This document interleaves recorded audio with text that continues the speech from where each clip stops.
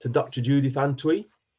And Dr. Judith, if you can, please introduce yourself. I know that many or most will know of you, but if you could introduce yourself once again, and then we'll allow you to carry on with this evening's presentation. Thank you.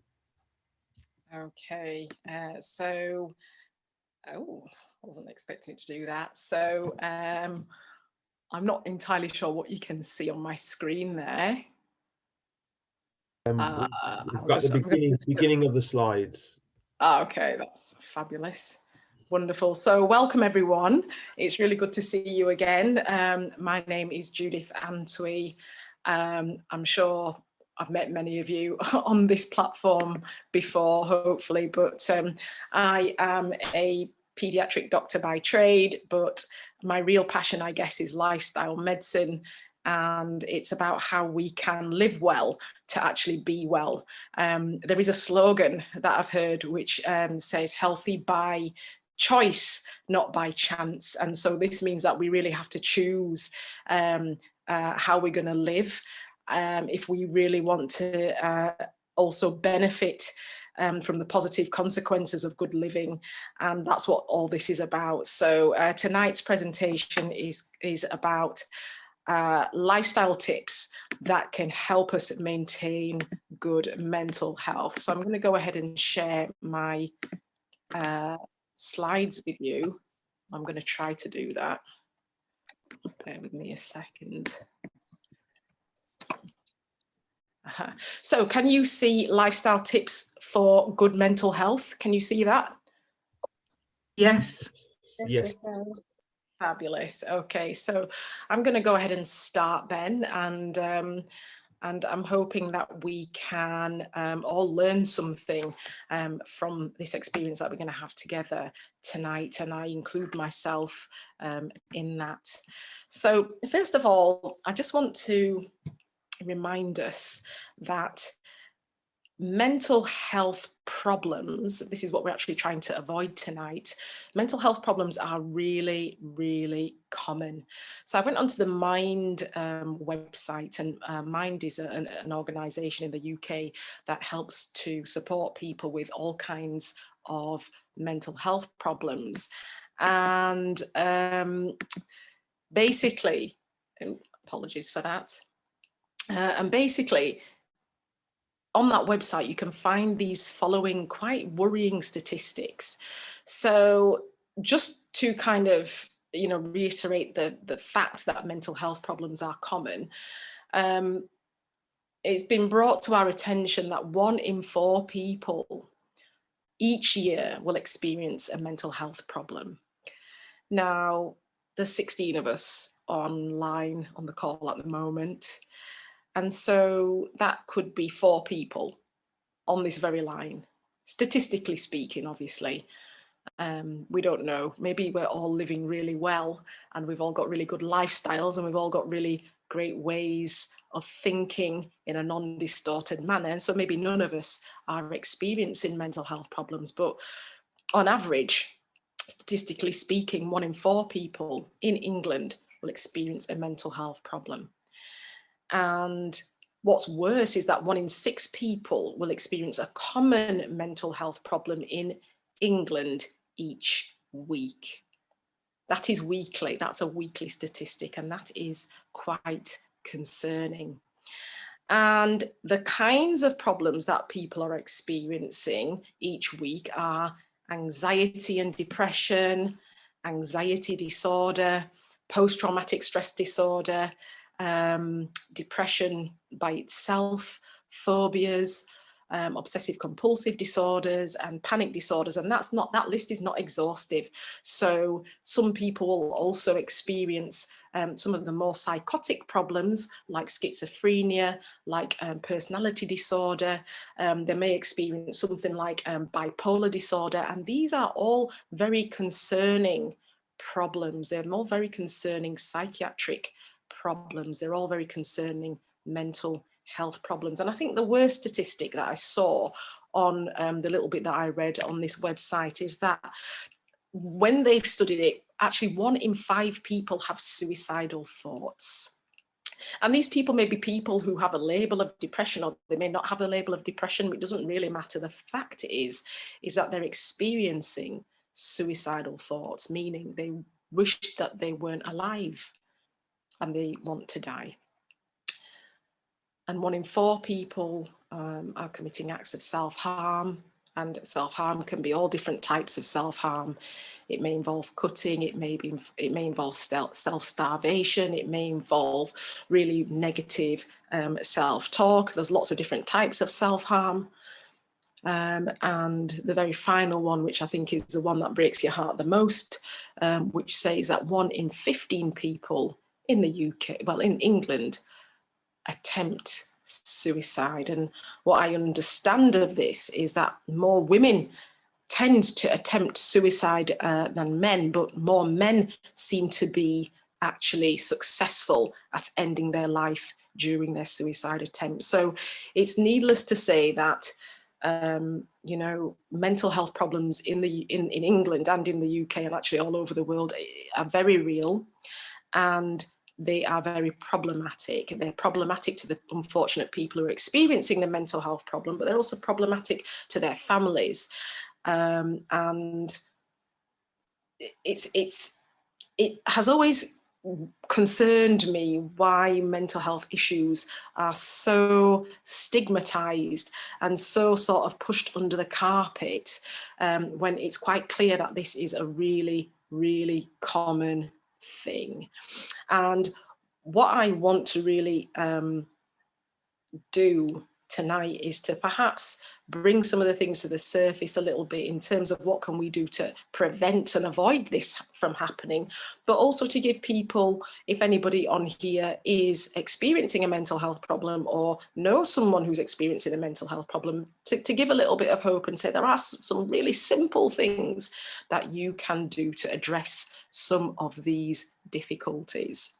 Now, I've spoken or I've mentioned a number of different diagnoses and issues in the preceding slides, but I just want to have just a little bit more of a closer look at depression. Now, this presentation is about what we can do to prevent these things, but I'm just cognizant that many of us perhaps have, just going by the statistics, not because I know what's going on in anyone's situation, but many of us may have experienced depression or anxiety or another mental health issue and have felt perhaps all alone and not understood actually that it's a real recognized thing which actually needs addressing. So if you know somebody, or if you are somebody who is experiencing these symptoms that I'm going to just look at now, you might actually have depression, and I suggest that you definitely get it looked into by a healthcare professional, and don't ignore it, and don't be ashamed, because as I said, it's very, very, very common. And certainly throughout this pandemic that we have been living in, we know for sure that mental health problems of all types, whether it's psychotic ones or it's neurotic ones, etc., they have increased massively. And the stresses and strains that people go through in this life are certainly risk factors for some of these. So I'm just going to look at depression a little bit more. So depression is actually a constellation of symptoms that people have, and they experience them daily for at least 2 continuous weeks. So 2 weeks in a row. If you are suffering from any of these, and for much of the day, for at least 2 weeks in a row, then you could have depression. And actually, of all of these symptoms, generally you need to have 4 before a diagnosis of depression is applied. And usually, pretty much, you need to have either number 1 or number 2. Otherwise, it may not necessarily be depression, and the symptoms that you're feeling might be because of a different reason. So, number 1, and you can ask yourself this question, or you can ask this question of somebody that you may have concern about. So, number 1, ask yourself, do I have deep sadness or emptiness. This might manifest itself as lots of periods in the day of crying, or just feeling very, very low in yourself. And it may be because of an obvious trigger, or it may not be. A lot of people who have depression do not actually know why they are feeling sad, but yet still those symptoms are very real and very present. If it's not sadness, it could be emptiness. Do you have apathy? Apathy is a loss of a loss of interest, in things or activities or people who you had a deep interest, or what you had a deep interest in previously. Have you got agitation or restlessness? And lots of things make us agitated every now and again, but I'm talking about chronic agitation. You feel like that all the time and it's just not going away, or you feel restless, you just cannot settle, there is no peace within you. Has that been there for at least the last 2 weeks on a daily basis? Are you having sleep disturbances? Many people with depression and anxiety and other mental health problems, they don't sleep very well. Insomnia can often be a problem, or early morning wakening. You fall asleep, then you wake up at 2 and 3 o'clock in the morning and you really don't want to be awake. Are you suffering from that? Another sign, a symptom can be weight gain or weight loss, appetite gain or appetite loss. Most people gain an appetite and they gain weight, but sometimes depression can go so far, it can go so bad that people actually lose their appetite and begin to lose weight as well. Do you have a lack of concentration? And is this lack of concentration related to this sadness or emptiness or apathy? Are you experiencing excessive guilt or worthlessness? Are you having morbid thoughts? That is the thoughts of death, often wanting to be dead, or thinking about being dead, or wishing that you were dead, or planning to be dead. And one thing that I would say, if you are actually planning, and I'm pretty sure most people on here are not, but if you are, or you know somebody who is planning to end their life, don't even continue watching this anymore. You need to seek urgent medical attention now. Either you call an ambulance or you speak to somebody, because that is too much of a serious thing to even mess about with, you know. And that the things that I'm going to speak about are going to help you feel better generally, but people who are to the point of actually planning a death, their own death, that needs urgent attention, and it's important, and it needs to happen now. It needs to happen now. Okay. And finally, fatigue. Are you feeling that you've just got diminished energy? You just can't do the things that you used to be able to do. Is that a problem for you right now? If it is, and if it's in the context of at least 3 of these other symptoms and signs, then, you know, it could be depression. So I just wanted to bring that to mind, because a lot of people experience this, but there is good news. And I think that is very important. I mean, what I've explained, what I've shown to you is that is the symptoms that, you know, people use to come up with a diagnosis of depression, but there is nothing in that explanation at all about the cause. And there are many people out there who've actually looked into, well, what is it that causes people to have poor mental health, especially with respect to depression, anxiety, post-traumatic stress disorder, obsessive compulsive disorder, etc. What causes these things? And they've found, especially with the extensive work and literature reviews, etc., that have been done by people like Dr. Neil Nedley, it's very clear that many risk factors for mental health issues are actually rooted or caused by the way in which we live, i.e. what we do to our bodies, and our minds, and what we put into our bodies and our minds. And that is good news in a way, because it means that we can change the way in which we live and the way in which we think to actually help our mental health and to actually prevent a lot of these problems from happening. And if they've already happened, then we can actually try to reverse some of these things. And that really is good news.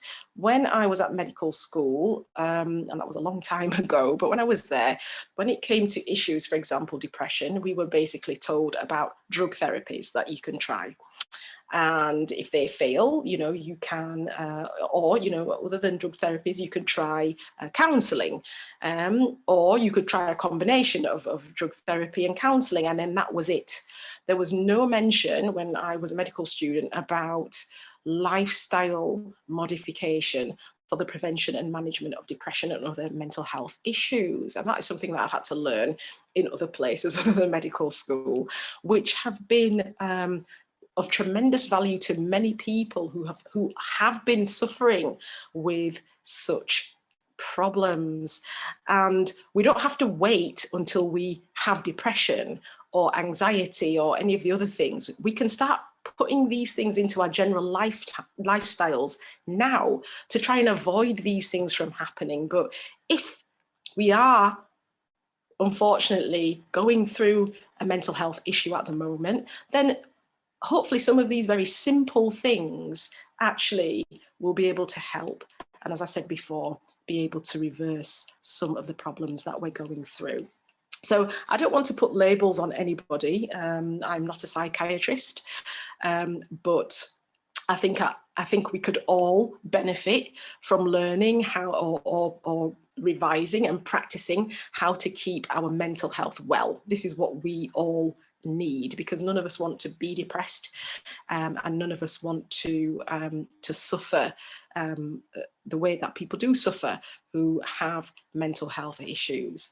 So I'm going to just ask somebody to turn on their mics in a minute.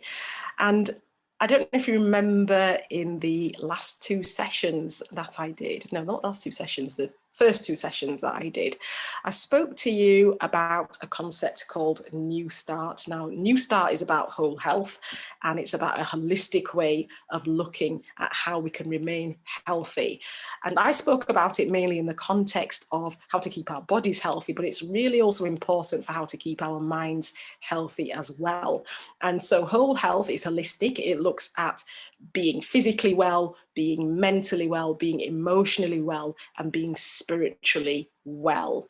So that is how I like to look at health, and I'm sure many of you also would agree with that. So who remembers what New Start stands for? It is an acronym, and it does describe whole health in a way, but but all of those letters, they stand for something. So can anyone other than Gary Clark remind us what New Start stands for, if you remember? And don't worry, it's not an exam, so if you don't remember, it's all good. Anyone want to turn on their mic and share that with us?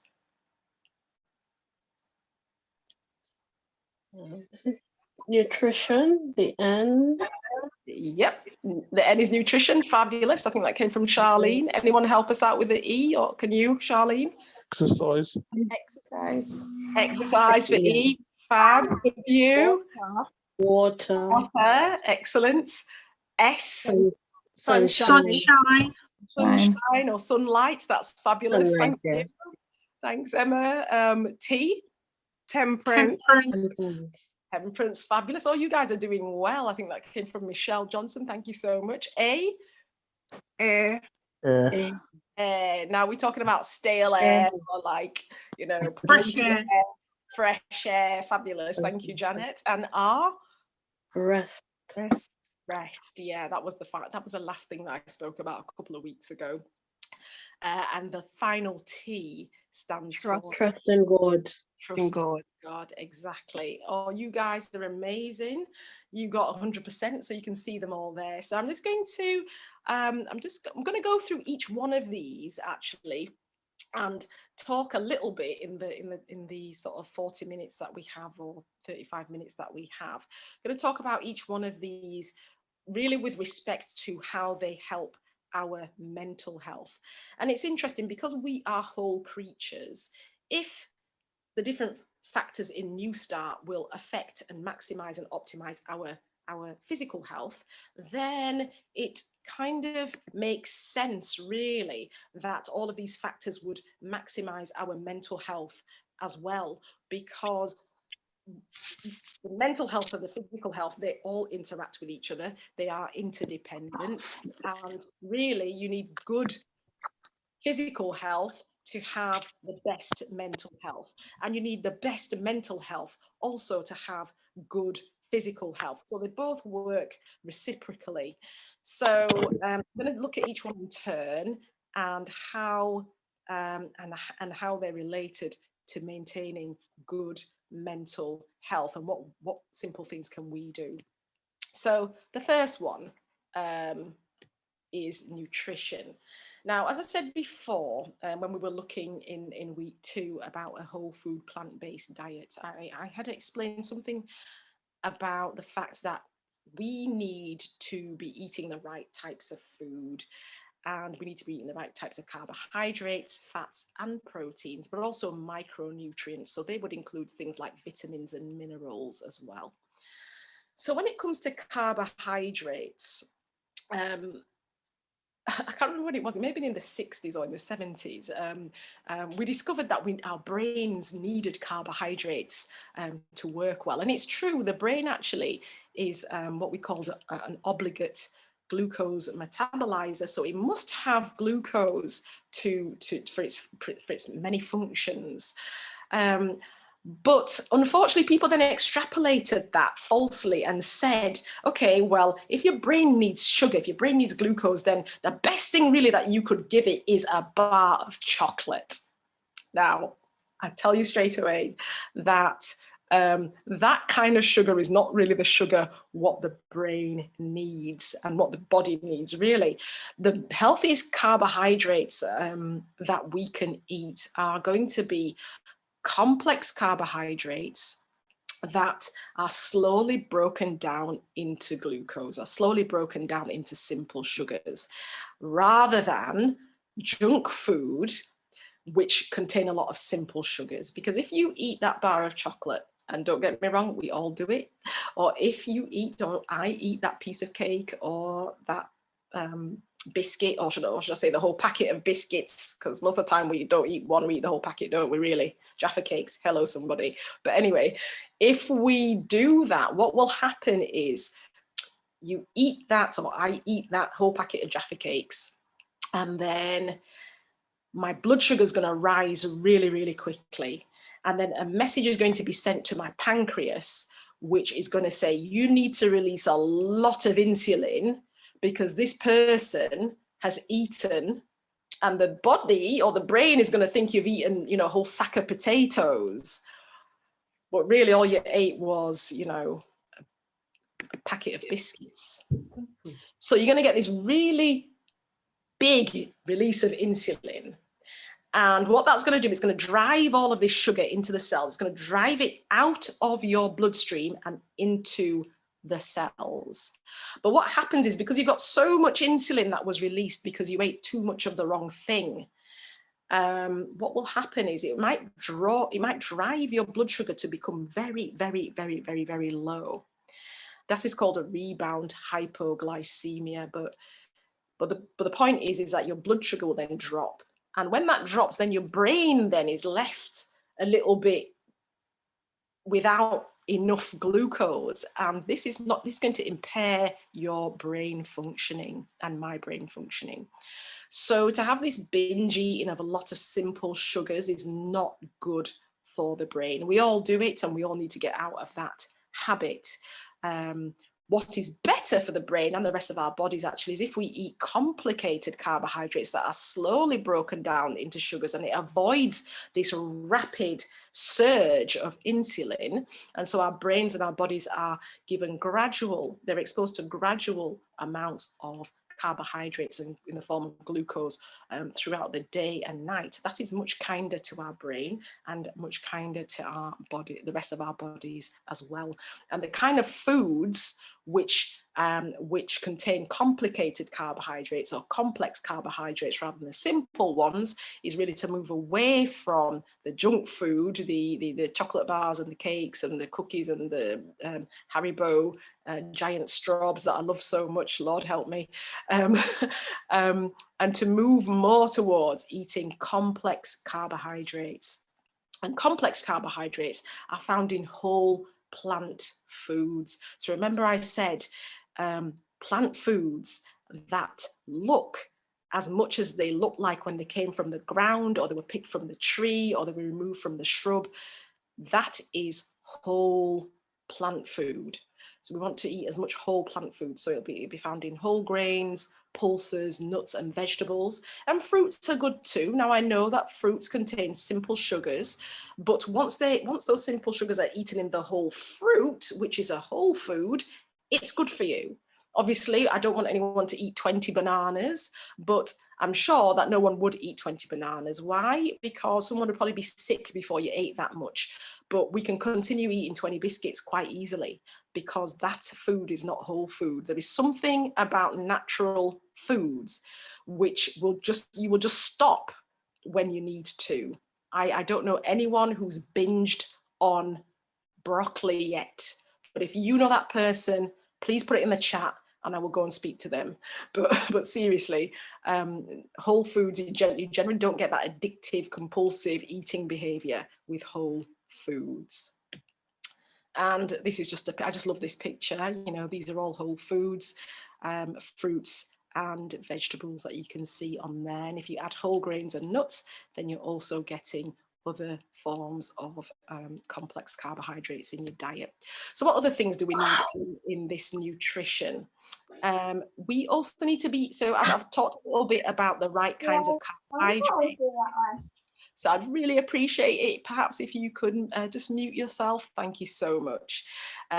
So we want to be eating the right kind of protein. So protein really is made out of amino acids. And I think there are 8 essential amino acids that we must get from our diet. And one of them is tryptophan. So tryptophan is an amino acid that you must eat. And tryptophan is really an important building block of protein, but it's also important to make other hormones in our body. And one of the things that it is converted into is serotonin. So serotonin is absolutely a fundamental hormone and neurotransmitter that is released in our brains, and it's important for the control of our mood, for the control of happiness and anxiety as well. And so Healthline basically has said that, and other sources as well, have made us aware that if we eat a diet low in tryptophan, this actually can increase our risk of depression and anxiety. Now, don't get me wrong, there are some people who are more sensitive to dietary changes and their mood than others. So for some people, they may tolerate less tryptophan in their diet, but for other people, if you take away their tryptophan and you take away their complex carbohydrates and you take away their omega fats, they are going to feel really unwell with depression. And so the best way really to combat that, and don't do an experiment with yourself, is just to eat healthily. And so I would advise that we are having the recommended daily amount of tryptophan that we need, and also to ensure that we're having foods that contain tryptophan, which are healthy, because you have plant-based foods and whole foods that contain tryptophan, and you also have animal foods that contain tryptophan. Now, I would say that if you're eating whole plant-based food, you can have your tryptophan without having the other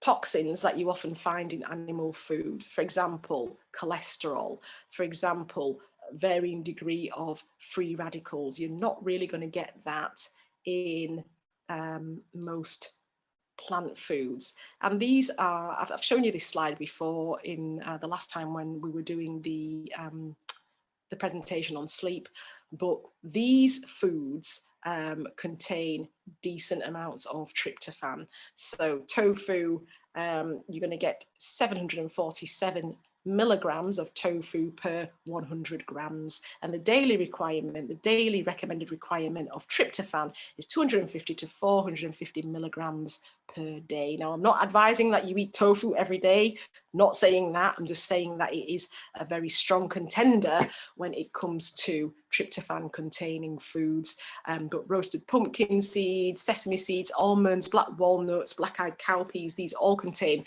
good amounts of tryptophan. And you know, we were told that whole milk contains a lot of tryptophan, and there is tryptophan in it, but if you compare whole milk in terms of milligrams, apologies for that, in terms of milligrams per 100 grams, then you can see that roasted pumpkin seeds, for example, far outweighs the amount of tryptophan in it than it does in whole milk. So I would advise you to try to incorporate more of these types of foods into your diet. And I would just say about tofu, it does need help. It's very bland.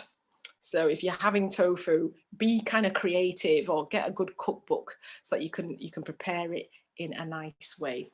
So we're moving on now to fats. Okay, so it is, I think, a fact really that omega-3 fats are essential for optimum brain functioning. Omega-3 fats have been found to reduce the risk of depression, and actually it's a study that I was reading about, actually it decreased the amount of depression in bipolar patients, and bipolar disorder is something that's very difficult to manage. And a cohort of patients were served the approximate amount of about 10 grams of omega-3 fats per day, and this actually helped with their illness quite a lot. And omega-3 fats are healthy fats. They are polyunsaturated fats. Remember I told you before that we have unsaturated fats, and they can be just monounsaturated fats or polyunsaturated fats, and they're the healthy ones. And we also have the unhealthy fats, which are the saturated fats. The saturated ones are often found in animal-based foods, and the polyunsaturated fats are often found in plant-based foods. Now, don't get me wrong, there are plant foods which have saturated fats as well. But foods like flax seeds, English walnuts, soybeans, spinach, sesame seeds, avocado and almonds, these are all good sources of omega-3 fats. Omega-3 fats are important also for learning and development as well in the growing brain and in babies' brains. So if you want to be have more efficient learning, you need to feed the brain. I need to feed the brain with the right things, and omega-3 fats are absolutely imperative. And so it's really important for us to get, you know, these foods into our diets. And Dr. Neil Nedley, who runs the depression and recovery program from Nedley Solutions, will ensure that his patients are on enough, they are educated about getting enough tryptophan and enough omega-3 in their diet from healthy sources to help their brains and to help them overcome the depression that they may be experiencing. So that's fats, carbohydrates and proteins, but we have to remember about micronutrients, and I can't go into all of the micronutrients, but I'm just going to briefly mention these two because you know, we have studies to show that actually if we do not have enough folic acid or enough vitamin B12 in our diets or in our systems, then we can we are much more at risk of suffering from depression. And so it's important that we're getting enough folic acid, and folic acid can quite easily be found in quite a number of pulses. The amount of folic acid that we need per day is 400 micrograms. And if you eat a cupful of chickpeas, you're going to get double or triple that. But chickpeas, black-eyed cowpeas, lentils, kidney beans, all of these things contain, they're very, they're full of folic acid. They're really good foods. They're high in protein, also healthy proteins. And they're also high in fiber, and fiber, as I said, is your friend. Fiber is really important in preventing all kinds of lifestyle diseases. So you want to try and eat as many of these, or incorporate as much of these in your diet as possible. Now, I know there are some people who, they cannot metabolize pulses like this, and for some people even, these can cause or lead to difficulties with gout. So, if that is you, then obviously I wouldn't want you to be having these things and causing any precipitations of any underlying conditions. But most of us do not have those problems. And so it's important for us to, include these very healthful foods in our diets if we want to have best brain functioning and avoid depression. Now, one thing I will just say about vitamin B12 is that most plant-based foods are low in vitamin B12. That is one vitamin that you're not going to find in most plant-based foods. You can find it in milk, you can find it in eggs and some meats as well. But unfortunately, if you're going to eat those and get your vitamin B12 from those sources, then you might find that you are also incorporating all of the toxins that I mentioned before, the free radicals, the cholesterol, the saturated fats, etc. So this is why I am trying to encourage you all to incorporate a plant-based whole food diet. And if you're going to do that, then I'd advise a vitamin B12 supplement, a hydroxycobalamin supplement rather than a cyanocobalamin supplement. So hydroxycobalamin is vitamin B12. You can get it in oral form, you get it in injectable form, but cyanocobalamin does have derivatives of cyanide, probably small in quantity, but I wouldn't advise it really. So hydroxycobalamin and vitamin B12 supplements. Okay.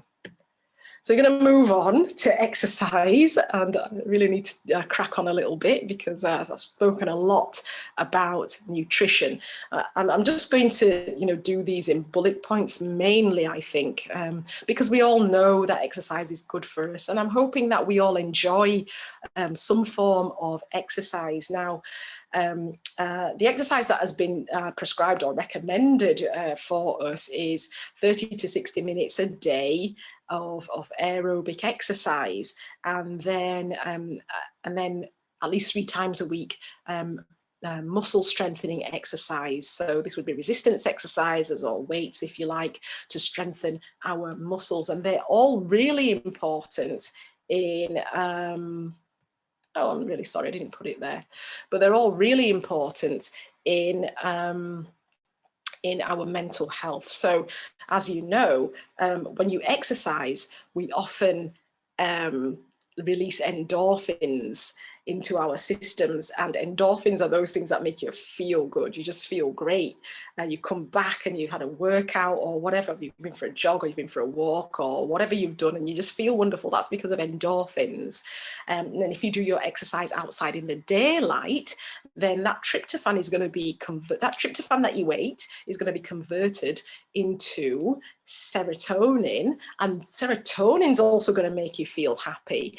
Serotonin is the chemical in our brains which antidepressant drugs that doctors prescribe, they prescribe those drugs to try to maintain a high enough level of serotonin in your brain. But if you eat tryptophan and you go outside and do outside exercise in daylight, then you are going to help your own brain produce higher levels of your own serotonin, thereby, you know, in effect, decreasing, hopefully, your need for antidepressant drugs. And so this is really a powerful things that humans have been created to do. And I really do thank God for that, because it, you know, there are no side effects generally, maybe a few aching muscles and things from exercise, but you know, exercise is generally a safe thing. Generally, for most people, exercise is a safe and enjoyable thing to do. And actually, and I'm sorry that my slide doesn't seem to be there that I prepared for you. If you look at the brains of some people who have had significant depression, they have a hippocampus, or that's part of the temporal lobe of the brain. The temporal lobe is in the side, if you like, the side part of your brain. And that hippocampus in the temporal lobe is important for memory. And this is often smaller in people who have depression, but we found that exercise actually increases this area of the brain. So this area of the brain is important for learning, it's important for memory as well. It's often smaller in dementia patients, etc. So exercise is helping to boost this area in the brain and hopefully helping us to have better learning skills and better memory skills as well. That is massively important. And so it's vital to be on an exercise program. And if you have depression or you have anxiety or you have anything like that, and you're not on a exercise program, you really needed to be on one yesterday, because you can experience benefits, such almost immediate benefits. I think I read that within 7 days, people can achieve the maximum benefit from exercise in terms of their depression and their mood once you get on an exercise program. And so you'll start experiencing more, a better mood until you get to day 7. Then when you get to day 7, you sort of reach a plateau, but your mood will have increased so much and it will stay there. So I really do encourage you and to you know, be on and stay on an exercise program, and I can tell it in myself. If I don't go walking or whatever, I feel very sluggish. I felt very tired earlier on today, and I felt lazy and I did not want to go out, but I went out and did about an hour and 10-20 minutes of exercise, and I felt so much better actually when I came back. I'm more awake, and I'm hoping that I'm awake enough to actually deliver this presentation. But exercise really important. And finally, just about exercise, the only other thing I wanted to say is, you know, there's been studies which have shown that exercise increases the quality of life of us all, but certainly people who have Alzheimer's disease, Parkinson's, the risk can be reduced with exercise, but actually people who have got these illnesses, if they get on an exercise program, they can have better quality of life. And certainly strength exercise training, this helps us to maintain our independence. You know, if we should get to the age of 85 and 90 and all these kinds of ages, and we want to be able to take ourselves off to the bath, off to the toilet, to manage stairs and be independent, strength training exercise is really important. So what we're going to do now is going to help us massively then. So exercise is amazing. There's so much I could say about exercise, but I'm going to stop there because I really have to move on because the time's cracking on. So water. Now everybody feels great after, you know, they've had a relaxing bath. Now some people don't think that having a bath is a relaxing thing. I used to be one of those people, but many of us do. And this is kind of like, I suppose having a bath in some ways can be seen as a kind of hydrotherapy. But there's other types of hydrotherapy, that is the use and the manipulation of water to help our bodily functions. And it's usually the contrast between hot and cold. That's usually what we mean by hydrotherapy. But it has been shown that hydrotherapy has been helped to improve mood in depressed people.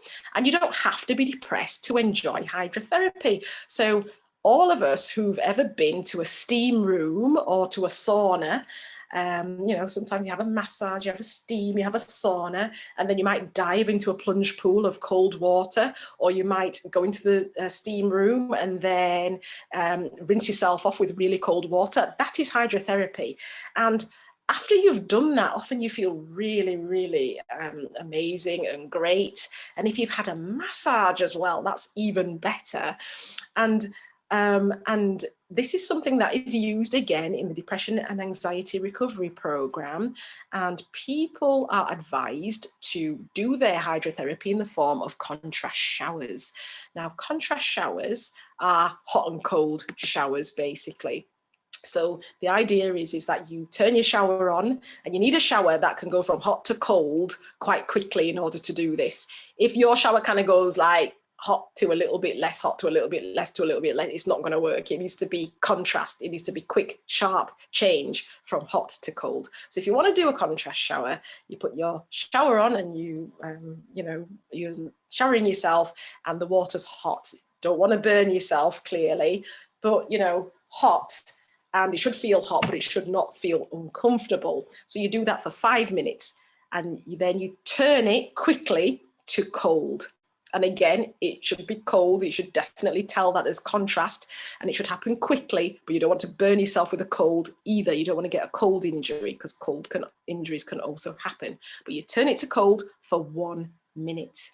And whilst you're on the cold, you're really, you know, sort of like doing friction all over your body. This is helping us to wake up. It's actually a stimulation to the brain as well. And you do that for 1 minute. Then after your minute of cold, you turn it back to hot. You do that for 3 minutes. Then you put it on cold for 1 minute, back to hot for 3 minutes. Then you end on cold for 1 minute. And after that, you must rest. You don't have to sleep, but you must rest. If you don't sleep, you're not going to get the benefit. You're just going to find that was a very stressful experience and feel terrible. But you must rest. If you don't rest, you'll just find that contrast was just a terrible, awful experience. But if you rest, you will actually feel the benefit from that contrast therapy. And I assure you that there are people who have depression today who are having they've been prescribed this contrast therapy, and it's working, it's helping them. So it's said for people who have depression that you should do this therapy twice a day. You should do it twice a day. And then when your depression becomes milder, you can do it once a day. And when there's no depression, you can do it a few times a week, as and when you want to do it. But hydrotherapy is great. I don't generally do hydrotherapy now, but I tend always to finish my showers on cold, because it helps to wake me up and get me ready for the day. So that's something that I would advise you to consider trying. And that is water on the outside, but also we need to make sure that we're drinking plenty of water, because every cell in our bodies needs to have adequate hydration for it to function properly. And this is very true for the cells in our brain. Our brains cannot work properly if we are not drinking enough water. I remember one time I was at work, and I don't know what happened that day. It was just crazy. And I don't think I drank water at all. And by about 4 o'clock, I've never had such a headache in my life. And I was shaking. And my boss, she said to me, "Judith, you need to go and eat and drink." I'm so ashamed to tell you this, but she told me to go and eat and drink, and I did. I felt much better. But even when you then develop the deficit like what I had, your brain function doesn't just go away quickly like that. It takes some time. And so it's better not to get into that state of affairs in the first place by making sure that we're adequately hydrated all through the day. And some people say, well, I can't drink 2 liters of water in one day, because I'll just be weeing all the time. I'll need to go to the toilet all the time. But the way in which you can avoid that is if you take it more like in sips rather than just down half a litre of water in 5 seconds. I must admit that's probably how I do it, but you don't have to do it that way. If you have it more like in sips and more constantly, then that surge and that need to go to have a wee all the time will probably be less, and you can tolerate it better. So water on the inside by drinking, and on the outside through hydrotherapy. And just to add to hydrotherapy, I would just like to mention here massage. Now, I'm not really talking so much about the directly observed use of massage therapy in depressed patients, although that is being done. But people generally feel really good. There's some people who are not touchy-feely, and there are other people who do not mustn't have massage because they have issues with circulation. But most of us can tolerate massage, and it's something that I would definitely advise you to do. It's a great way to avoid stress, to relieve stress. You feel wonderful afterwards. I think that we generally don't pamper ourselves enough. And I certainly think that, we could, and, make use of the gift that we have of massage. You don't need to go anywhere weird for it, but, just bog standard massage. It's good. You can even do it on yourselves, but it's better, obviously, if you can get either a qualified massage therapist or somebody who has an awareness and understanding and skill in it to give you a massage. Okay, so we're moving on quickly to sunlight. I love that picture. I would love to be walking in those hills wherever they are, but sunlight of absolute importance if we want to produce enough serotonin, and what we need is 30 minutes of sunlight a day to make this wonder hormone that we have called serotonin. And I know sometimes it may feel that we don't get bright light really in this country, especially if you live in the northern part of the country like myself. But certainly the light outside is going to be more powerful really than the light on the inside of your house. So try, even if it doesn't look sunny, still go out and expose yourself to those 30 minutes of daylight, even though if it's not very, very sunny. The other thing that you can do is, I mentioned it before, you can consider getting a SAD light. SAD means seasonal affective disorder light. And basically it's just bright light therapy. And if you expose yourself to it for about 30 minutes a day on a setting of 20,000 lux, then you are going to make enough serotonin for that day. And those lights are very, very bright. They're like floodlights in some ways. And you don't want to be exposed to those for more than 30 minutes because you can actually get excessive serotonin production and then get a rebound headache because of too much serotonin release. So if you're going to have a SAD light and you're going to have it on 20 lux for half an hour, that should be fine. And for you people and us people who are night workers, and we might be asleep during the day, then if you have one of these bright lights, then you can make the serotonin that you are not being able to make because you are sleeping during the daylight hours. Working nights is not great for our mental health, but I recognize that some of us have to do it. So second best thing, I guess, is to get a SAD light. The other thing to do is if you are working nights, it's best to just continuously work nights. Don't try to go from nights to days to this to that, because I've done that and it just messes you up even more, makes you more tired, makes you more irrational, etc. So trying to keep that sameness actually in our daily routines is very, very important for our mental health. It sets our body clock, and when our body clock is working to a constant rhythm, then we feel better, we have better well-being. Our bodies and our brains like same routines when it comes to our body clocks, when it comes to our circadian rhythms. And so you want, if you are a night work, you want to try and stick to that pattern all the time, even when you're off, I guess. And that's not easy, because how are you going to do your shopping? How are you going to get to the post office? How are you going to do this and that? But that would be the advice I would give to us. The other thing, why sunlight's really important, is because it's important in the production of vitamin D. We can only make vitamin D if our skin is exposed to that bright light. And often most of us we're not exposing our skin to the bright light, or we're not experiencing the bright light, or we're not outside at the time when the bright light happens because we're stuck indoors or we're at work or whatever. And so again, this is where your sunny holiday post-lockdown is going to help, and also a vitamin D supplement. especially in those of us who've got darker hue skin.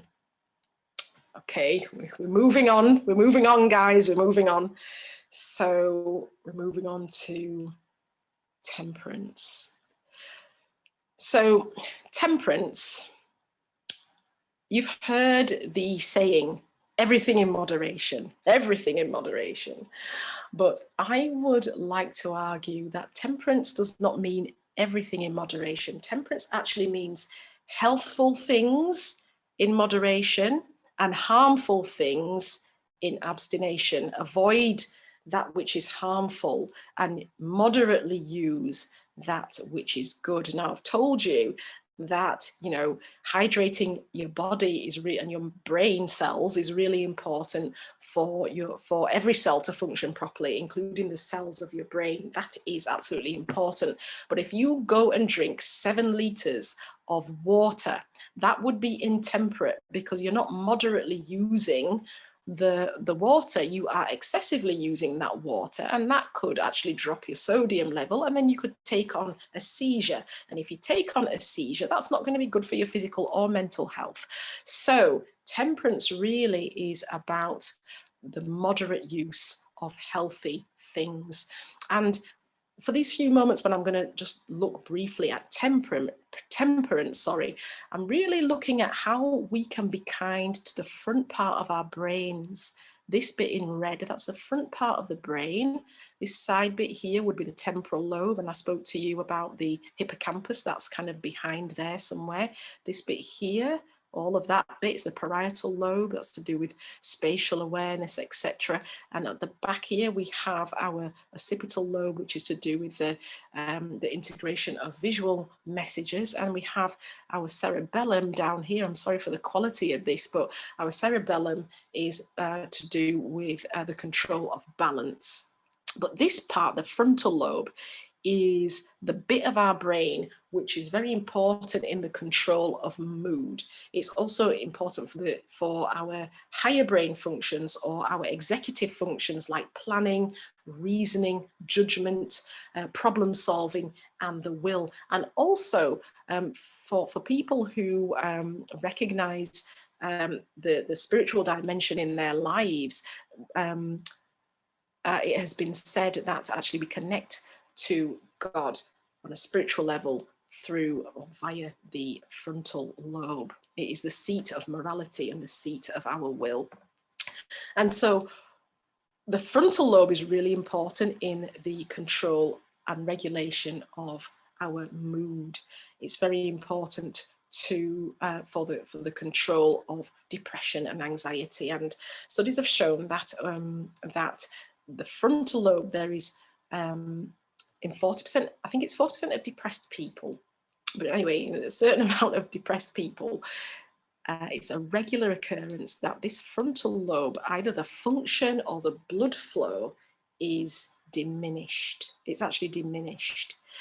And we have found that it's the process which leads to the diminishing of the action in that part of the brain, and the diminished blood flow in that part of the brain really predisposes people to then getting depression. And so there's lots of things that we can do to avoid stunting the function and the blood flow of that part of our brains. So we need to be kind to our frontal lobe. And one of the things that definitely is damaging to the frontal lobe blood flow and function are things which cause hypnotism. So any kind of hypnotic activity is actually decreasing your frontal lobe active function. So the frontal lobe likes to be in an electrical brainwave activity called beta waves. And when you're in a beta wave formation of electrical activity in your brain, in your frontal lobe, this is where you're thinking, this is where your judgment's on point, this is where your reasoning's on point, this is where you've got planning and executive skills going on, this is where you can judge things properly and actually have good mental function when you're in that beta wave of brain activity. But unfortunately, hypnotic activity, so the things that will hypnotize you, will switch the electrical activity from beta wave into something called an alpha wave. And once you start going to alpha wave activity in that area, in the frontal lobe, then you're actually not in the correct brainwave frequency, electrical frequency, to be doing those important things of planning, of reasoning, of judgment, and of maintaining healthy mood. So hypnosis is something that I would advise that you avoid. Now, there is something, so there's lots of different ways in which people can induce hypnosis.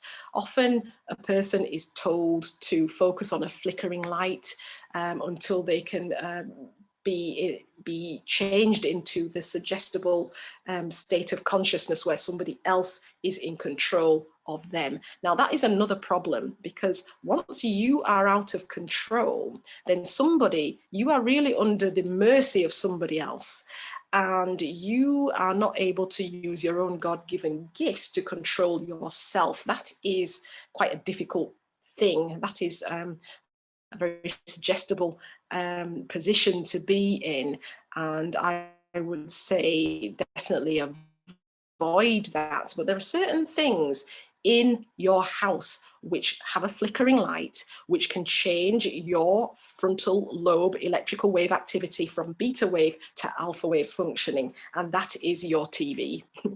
Now, not everything on the TV or not everything on a screen does that, but generally, if you are watching something which has got a rapid frame of reference change, that means the scene is changing really, really quickly. So you'll be watching something and the scene reference changes at least once every 3 seconds. So you can't even count to 3 and the scene has changed. So it's gone from the woman at the cash machine, and then it moves on to the man who's about to walk up behind her, and then it pans out to the road and you can see a police car that's just gone past and is too quick to actually capture this man who's about to clobber this woman over the head, and it's just changing all the time. Your frontal lobe cannot cope with that, because your frontal lobe is trying to make sense of all of this information, because it's trying to judge, it's trying to reason, it's trying to plan, it's trying to say, is that moral, is that correct, is that right, is that wrong?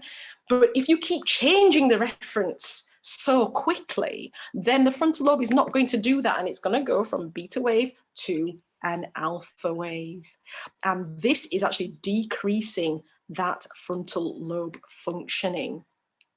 And so what we want to do is, if you're going to watch something that does not have that rapid reference scene, that rapid scene of reference changes. Let it at least stay on the same thing for a few seconds, more than 3 seconds before it changes onto something else, so that your frontal lobe does not start shutting down, and that it remains active in the way that it should be, to avoid your mood from becoming into perhaps potentially a depressed one. So that's really important.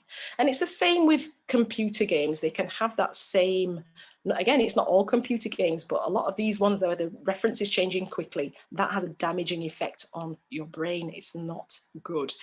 And a lot of the things that, also the content, you have to think about it. The content of these computer games and these TV things that I'm viewing, are they actually uplifting, or are they actually depressing? Many of the times they're quite depressing. So, or they're dangerous, or they're violent, or they're whatever. You don't want your brain to be focusing on stuff like that all the time. But things that are good for the frontal lobe, and things that have been shown actually to help frontal lobe function, is classical music therapy. There's been studies that show that people who expose themselves to classical music therapy, they listen to classical music for at least an hour every fortnight. This is helpful in decreasing symptoms of depression. Why? Because it helps to boost that frontal lobe. Classical music, we may not all like it, we don't actually have to like it, but it does what it does, and that is boost your frontal lobe function. It is good for your brain, and this is why you've got a lot of people exposing their children to classical music, and also encourage them to learn how to play all different types of instruments so they can be exposed to classical music therapy and the benefits from it. So that's, and people who keep journals, journals of the things that they're thankful for, journals of the day, journals of how they want their life to move forward. If they're doing that to classical music, it is classed as classical music therapy. It's very, very effective, and you don't have to be depressed to do it. If you do that without depression, you probably will just feel great. So classical music therapy is fantastic. Got to move on really quickly. In the next 5 minutes, I'm going to be done. You want to avoid all addictions. Remember, you need to be in control. God ultimately needs to have the highest control, but other than that, you need to be in control. I need to be in the control. The minute that I let an addictive substance, whatever that is, take over, then I am not in control of myself, and that is going to lead to depression. And people who have addictions often feel just a prisoner of that addiction. And how can you be mentally well if you feel like a prisoner? It's impossible. And so all addictions, and obviously illegal drugs, you know, these are terrible for depression, whether it be heroin or crack cocaine, marijuana, whatever it is, you know, these are terrible for our moods. And the dependence that people develop from these, you know, they don't feel right unless this drug is, you know, at hand. But also, you know, we can be addicted to other things. We can be addicted to money. We can be addicted to work. We can even be addicted to exercise. And that has then made something which is good intemperate, because we need to use exercise in a moderate way, not in an excessive way. People can be addicted to gambling. People can be addicted to sex. People can be addicted to many sexual partners. People can have all kinds of addictions. But the point is that you are no longer in control and you become a slave. And there is no way that you can have good mental health in that condition. So you want to avoid all addictions and use that which is healthy in moderation, and avoid all of those things which are unhealthy. And I've just shared this last thing about oxidized cholesterol. So animal foods only contain cholesterol. Plant foods do not contain cholesterol. Whether that plant is an avocado or an olive or whatever it is, has fat, but it doesn't have cholesterol. But once foods that contain cholesterol, whether they be milk, whether they be eggs, whether they be whatever they are, once it is mixed with oxygen, it produces a substance called oxidized cholesterol. And when our bodies have oxidized cholesterol in them, that cholesterol tends to damage arteries. And if those arteries are arteries or blood vessels in our brain, we're more likely to have a stroke, which is bad for your mental health. But also, the blood flow to the brain, all of the brain, not just the temporal lobe, is going to be diminished if there's arterial disease, if there's disease of those arteries. And so what you want to do is actually get oxidized cholesterol out of your diet. And how can you do that? Move to a whole food, plant-based diet. Because cholesterol, is very easy for cholesterol to become oxidized, and you will only get cholesterol from animal-based foods. So again, if you want to know whether that food is an animal-based food, look at the food that's on your plate or in the dish and say, did this food come from something that had eyes or a liver or a mother or a cousin? If it did, then that food most likely has got cholesterol in it. So I would advise that you avoid that. Just moving on quickly. The last 2 minutes. Air. Don't forget your deep breathing. In times when you're stressed out, when I'm stressed out, I remember I was having an anxiety issue one time about going to work, and I just took those deep breaths in and out, those slow deep breaths in through the nose, and then holding it for a few seconds before slowly letting it out through the mouth. And you know what? It just went. Now, I'm not saying it will always go like that for people, but certainly people who are having anxiety attacks are often told to try to breathe deeply, even into a paper bag, so that their carbon dioxide levels do not drop too low, because once you have an anxiety attack, and you're hyperventilating, you'll blow out all of that carbon dioxide. It will drop so low, and the next thing that you can happen is that you can actually lose consciousness. Before losing consciousness, you might get tingling feeling in your fingers and toes. You don't want any of that, so we want to have the deep breathing. We want to gain control of ourselves and our situation. And I've just put tree bathing, and that is deep breathing when you go out into nature, especially into forests which contain evergreen trees like pine trees, like cedar trees, like eucalyptus trees, and you breathe in the fragrances from these trees. It's massively helpful for your immune system, but just going out walking in the fresh air, especially in countryside locations, is a stress busting thing, decreasing our stresses, decreasing our stress hormones like cortisol to help us feel more amazing and more relaxed.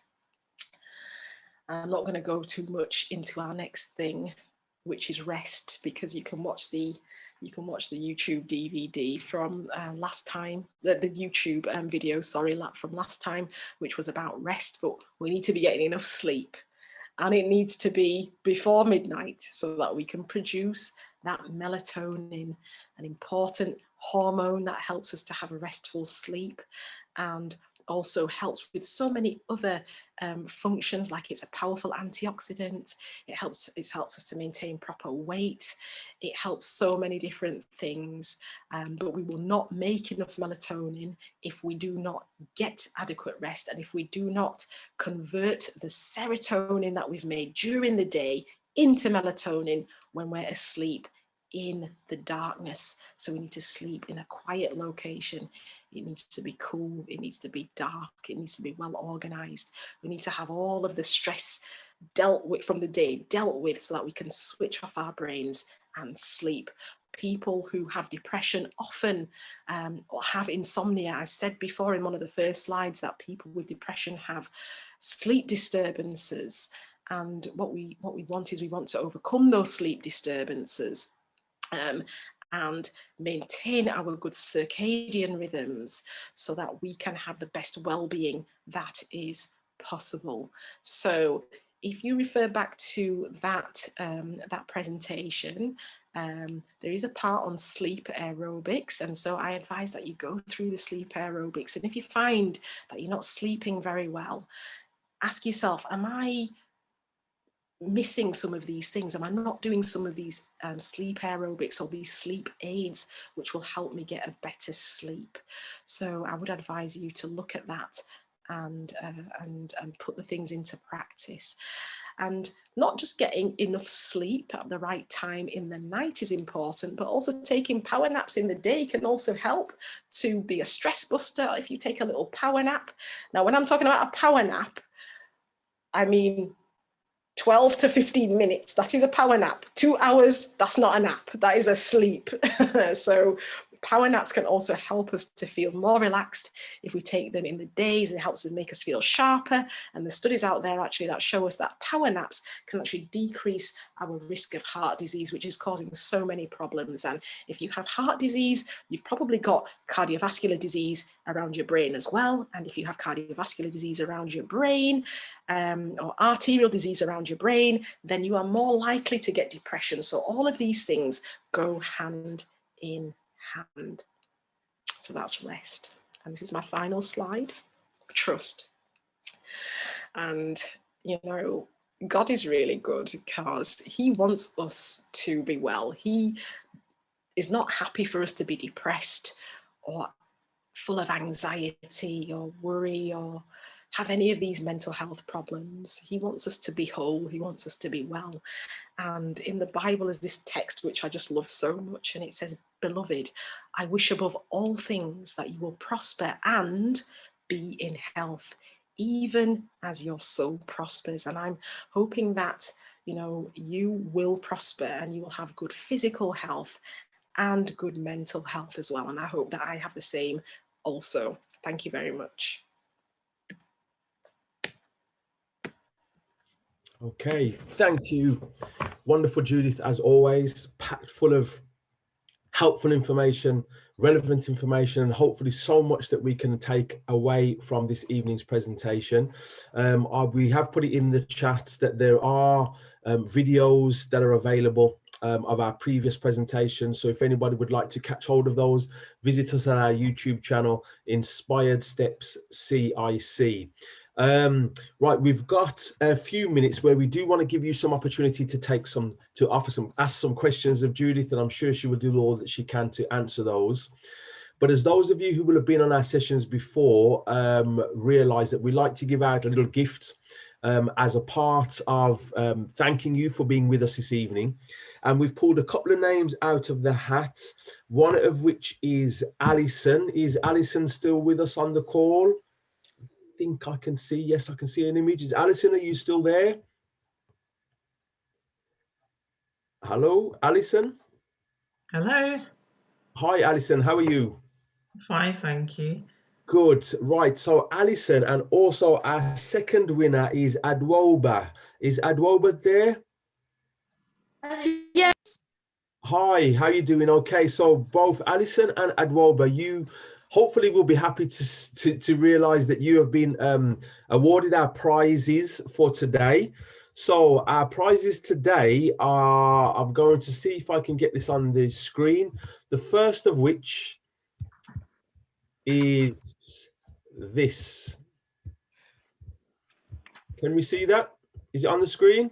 Yes, it is. Okay, great. So you've got a massaging tool, so you can be using that to massage it yourselves, arms, backs, legs, whatever it might be. It's a wooden massager. So one of these would be it's winging its way to you both, and also we're going to be having a CD, a classical music CD. Judith has explained the benefits of classical music. So we've got a classical music CD and also a massaging tool. So both Alison and Adwoba, if you would like to just message me your telephone number or your contact details, just message me directly using the chat button, and we will make sure that those prizes get off to you as soon as possible. So that's Alison and Adwoba. Congratulations. Those two are on their way to you very soon. Right, next week's presentation, we've got another presentation in this series of positive mental health and how to improve our mental health. It will be again delivered by Dr. Judith, and next week's session will be healthy thinking and your well-being. So how can we change our thought processes? How can we really be in tune with our thinking and to train our thinking to be more positive, and how can that affect our overall well-being? So that will be next week's presentation. Same time, 7:30 to 8:30, and that will be the last in our current series of better health discussions.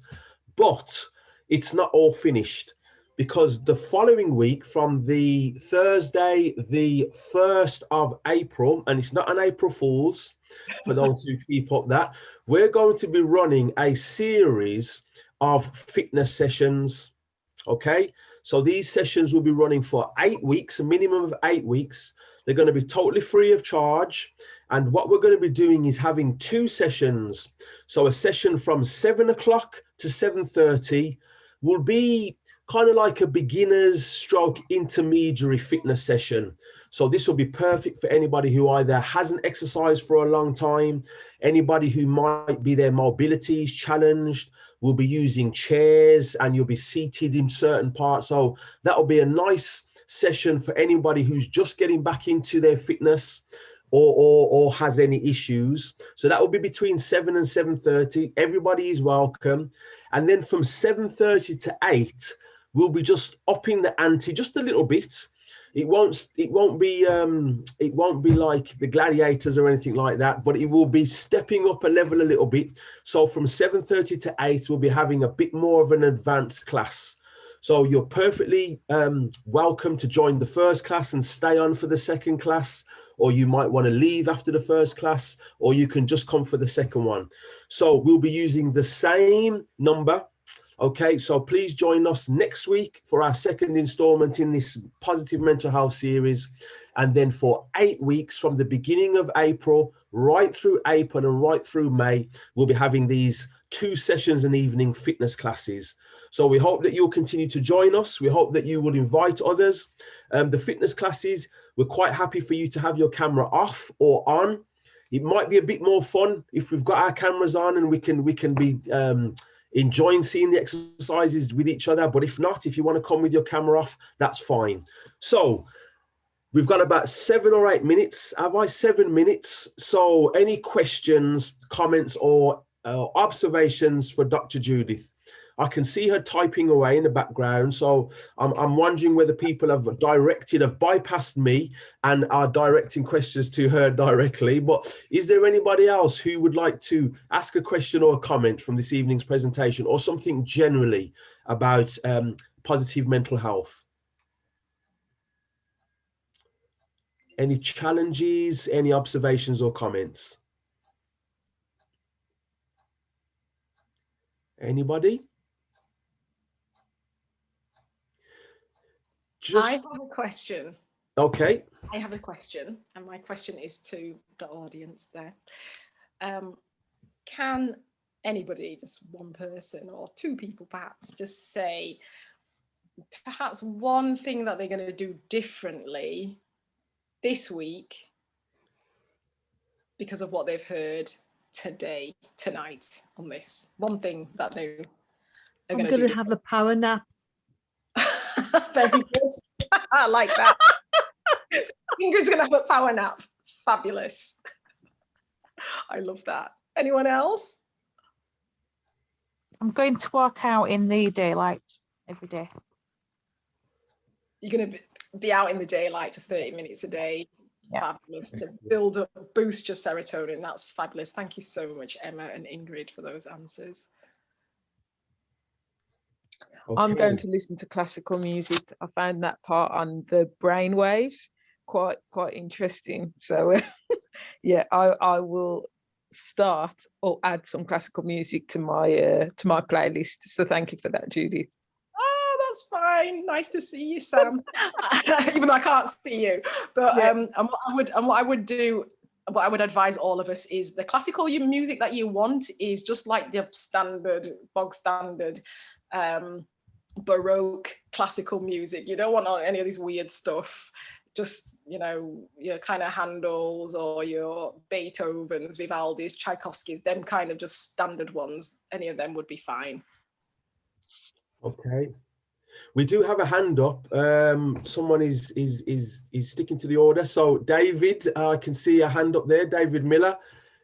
Have you got a question, David, for us, or a comment? Yeah, I have got a question. The question is about the sunshine. You know, when you go in, does it have to be direct sunshine or just light in general? Yeah, so it's light in general, because it's really the UV light rays that are doing this to your brain, and it is going to happen even if it is overcast. Some of those light rays will come through, but if you can be in brighter light, that would be great. I mean, we all feel good generally. Well, maybe not all, but most people generally feel better when they're in bright sunshine, but we don't always get that in Huddersfield and Birmingham. I guess you're in Birmingham or West Midlands, wherever you are. Yeah. So yeah, but being outside, even if it's overcast, is going to be beneficial. Yeah. Okay. And it's not just for the light, but also if you can be outside and you can be in a place where the air is clean, if you can be in a place where there is a lot of evergreen trees, like pine trees, like cedar trees, eucalyptus trees, these types of trees, these are really good also for our immune system. And being in a tranquil place is good for our stress levels as well. So yeah, you want to kind of take advantage of as much as that as possible. Okay. All right, thank you. No worries. Okay, thank you. Thanks for that question, David. Very relevant, as you say, particularly in this part of the world, Judith, and at this time of year, when sunshine can be hard for us to, and particularly on the back of lockdown as well, so many people have been restricted in being able to get outside. But we also know that about the storing of certain elements, some of the benefits of the sunlight can be stored in our body for certain periods of time. Yeah. Excellent. Okay, so any other comments or queries? We've just got a minute or two, couple of minutes. Any other comments or queries? Was that a helpful presentation for anybody? Anybody brave enough to say whether that was helpful or not? Yes. Yeah. Okay, one person. Thank you. Yeah. Very helpful. Very helpful. Yeah. Very helpful. Very Excellent. helpful. Yeah. Excellent. It is good to hear. It is good to hear. And next week's presentation, as we said, we're going to be delving more into positive thinking about how we can change our mindset perhaps on the things that we're challenged with. Okay, we still have a minute or two, so anybody else would like to ask a question? You've mentioned about the foods, Judith, okay? And obviously a lot of people might be transitioning or still eating high proportions of meat and so on, and you've explained the benefits of plant-based. Is it all or nothing? Can people can be migrating from a predominantly meat-based diet to a plant-based diet and perhaps still see the benefits mentally of that within that change? Sure, definitely. That's sure. And you want to be the best thing is to, you know, be having the perfect diet. That's what we want to aim towards. But it's very difficult because obviously our eating habits are kind of mixed in with so many other things, you know, like our reward centers, and it's about what other people in our households are eating, etc. So it's difficult to just wake up from a kind of KFC 5 times a week diet and then just become like this super duper walnut and flaxseed tofu eating person. It's difficult to do that. So I think we have to be realistic, and I think people shouldn't beat up themselves if they are in a transition. But I would say get yourself a good cookbook, or, you know, educate yourselves on how you can eat better food, which is healthier but also tastes nice, because people don't want to eat tasteless food. And I know that it's got to be more about our health than our taste buds, but I think if you like it, you're more likely to eat it and less likely to eat the junk. So, you know, get yourself some cookbooks, learn a little bit about plant-based nutrition. I think somebody said in the chat that they'd like to know more about the plant-based diet. So please, if you wouldn't mind sending Gary or me your email address, and then I can be in contact with you about that to give you more information. But yeah, you can certainly benefit as you transition. But the stipulation I would say is there are some things that if you eat them in conjunction with other things, they will block the positive action of the healthy food. So for example, many meat foods contain amino acids that actually they interfere with tryptophan, and so the tryptophan is not incorporated in your brain as well if there's also the presence of that meat.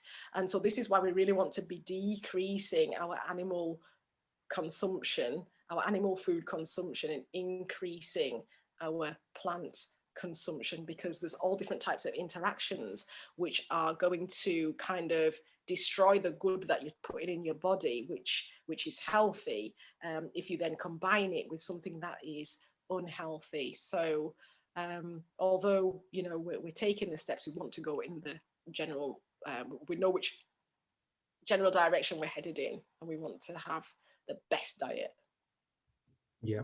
Okay. And I know it sounds like we're plugging a lot, but that we have had a couple of sessions on nutrition and on the benefits of plant-based diet. So again, if you have a look at our YouTube channel, there was Nutrition 1 and then Nutrition 2, which also had a marvelous cooking demonstration. So there were 5 or 6 different plant-based recipes, some very quick and easy, that are on our YouTube channel. So please have a look there and revisit that, and maybe this is something else that we can reinforce at a later date. So time is against us. We're at 8:30, so we want to thank Dr. Judith as always for a wonderful presentation. I'm sure it was been well received. Wonderful smile as always, which helps us when we're absorbing all of this change information that we need to get into our minds.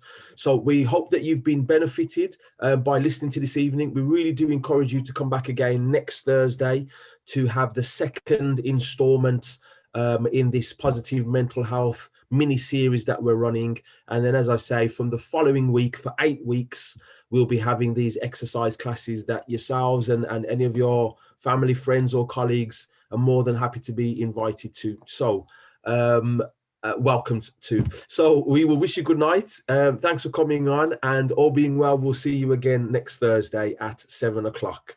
So good night all. Take care. Thank you. Thank you, Judith.